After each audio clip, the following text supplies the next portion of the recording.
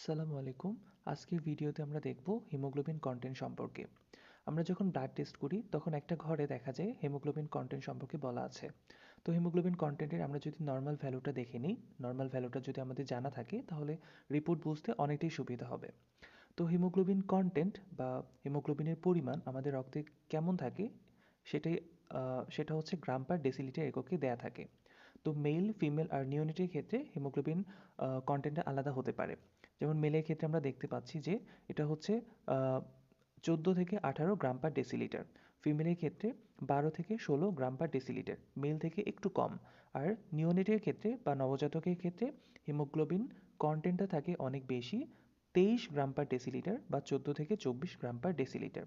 আর যদি চিলড্রেনের ক্ষেত্রে বলি, যে নিওনেট থেকে একটু বড়, 1-2 বছরের বাচ্চাদের ক্ষেত্রে, তো তাদের ক্ষেত্রে হিমোগ্লোবিন কনটেন্ট হবে 12 গ্রাম পার ডেসিলিটার।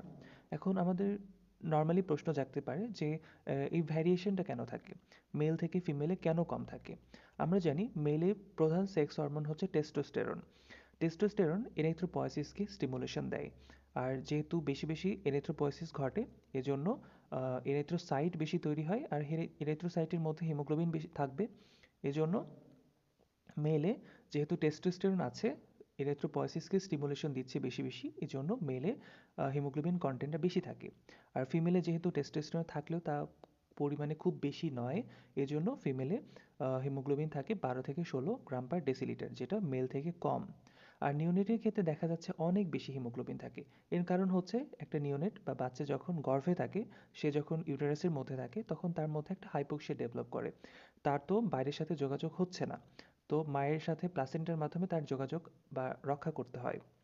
এজন্য যেহেতু তার একটা হাইপোক্সিয়া ডেভেলপ করছে, এজন্য তার কিডনি এরিথ্রোপয়েটিন নামক হরমোন বেশি বেশি রিলিজ করে, যেটা এরিথ্রোপয়েসিস ঘটায়, যার ফলে এরিথ্রোসাইট তৈরি হয়।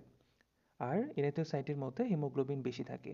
আর এই জন্য দেখা যাচ্ছে নিওনেটের হিমোগ্লোবিন কন্টেন্টটা অনেক বেশি থাকে। তো এই ছিল মোটামুটি আজকের ভিডিও, ছোট্ট একটা রিলস ভিডিও আমাদের হিমোগ্লোবিন কন্টেন্ট সম্পর্কে। So that's all for today. Thank you very much. আল্লাহ হাফেজ।